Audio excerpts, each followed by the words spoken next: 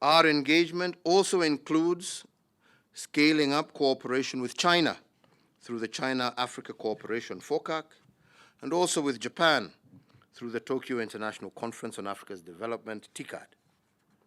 Critically, these and similar engagements are anchored in the reinvigorated East African community whose chairmanship I assumed last weekend.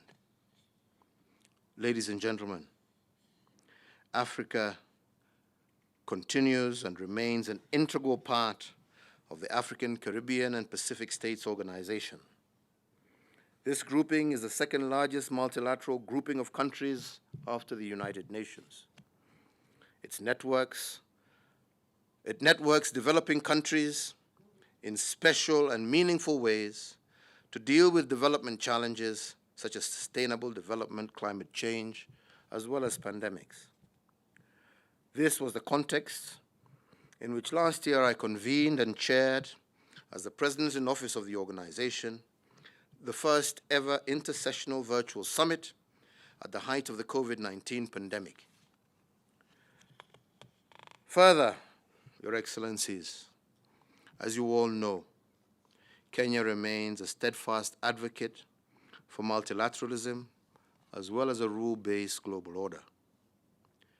Kenya has been a force for good globally and has made an outsized contribution to global affairs, such as the development of the Sustainable Development Goals and the United Nations 2030 Agenda, all of which saw the recognition of our Ambassador Macharia Kamau by the Secretary General for the role that he in particular played in seeing these development goals achieved or implemented and adopted.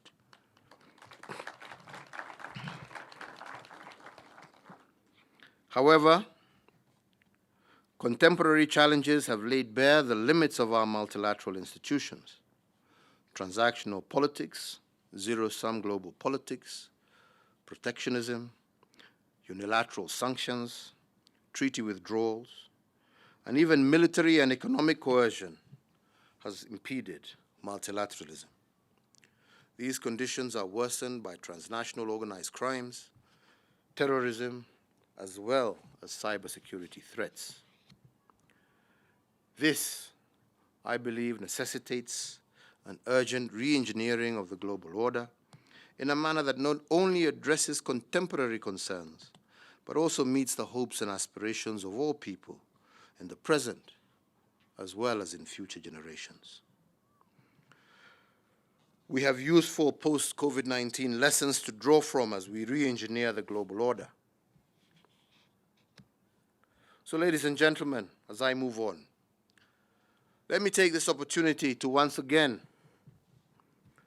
thank each and every one of you for the support to Kenya's election to the African Peace and Security Council, that is specifically to our African brothers and sisters, and to all of you for your support in us obtaining a seat at the United Nations Security Council. Now more than ever, it is imperative that we reimagine the future and chart a bold new course for mankind to successfully navigate the peace and security issues that we face. It is this singular commitment that drives Kenya's membership at the United Nations General Assembly and its subsidiary bodies, as well as Kenya's tenure at the United Nations Security Council, and also during our tenure at the African Union Peace and Security Council. Our contribution at the United Nations Security Council, and indeed across all multilateral fora, is anchored in an enduring hope and the firm belief that together we can indeed create a better world. The seemingly intractable challenges to peace, security, and development that confronts us today are an opportunity to introspect. Our differences, I believe, are an opportunity to negotiate innovative engagements which secure peace and prosperity for all.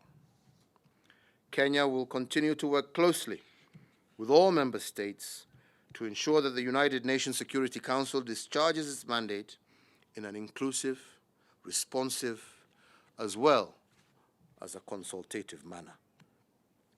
As a member of the African Union Peace and Security Council, Kenya will build bridges between the two bodies in working towards greater peace, stability, and prosperity of our African continent. Your Excellencies, ladies and gentlemen, the COVID-19 pandemic notwithstanding, Kenya has maintained critical contacts throughout the last year. And since January 2020, I have had the pleasure to visit France, Italy, the Vatican, the United Kingdom, as well as the United States. I have also hosted the heads of state and government from Ethiopia, Germany, Somaliland, as well as delegations from Algeria, Japan, Nicaragua, Saudi Arabia, and the United Kingdom, amongst others. We have also maintained strong international engagement and cooperation through video conferences, which I made, and numerous calls from presidents and prime ministers from various countries, including Barbados, Bangladesh, Canada, China, India, Jamaica, Pakistan, Sri Lanka, St. Vincent and the Grenadines, Turkey, the United States, and most of my brothers and sisters across the African continent. These efforts serve to not only deepen the excellent ties between our countries, but also sought to help build global consensus on issues of mutual interest. So indeed, as representatives of your respective countries in Nairobi, I also encourage you to engage us at all levels on any matter before the United Nations Security Council, the United Nations General Assembly, as well as on any other issues that would advance our common agenda. Ladies and gentlemen, one of the most critical emerging challenges of the COVID-19 pandemic is, and one of that is of particular concern to me and my administration, and that is the pandemic's impact on education. The global COVID-19 pandemic has amplified the challenges facing our education sector across the world and constrained our capacities and capabilities to guarantee our children inalienable and fundamental right to quality education. So therefore, as most governments reprioritize limited budgets in order to address the urgent health and social protection concerns, there is a risk that education may be sidelined. My administration has put education at the front and center of our development strategy, investing in quality education as the surest way to prepare our children and youth to seize the opportunities of the 21st century and make meaningful contributions to Kenya's development agenda. I believe that your respective countries equally cherish these sentiments. The current situation thereby places us on a significant crossroad.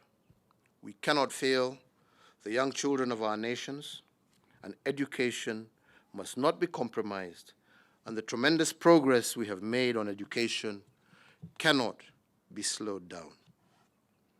It is for this reason that Kenya and the United Kingdom plan to co-host a Global Partnership for Education Financing Conference on the 28th and the 29th of July 2021 in London, with the aim of raising $5 billion to ensure continued equitable access to education for children and youth across the world.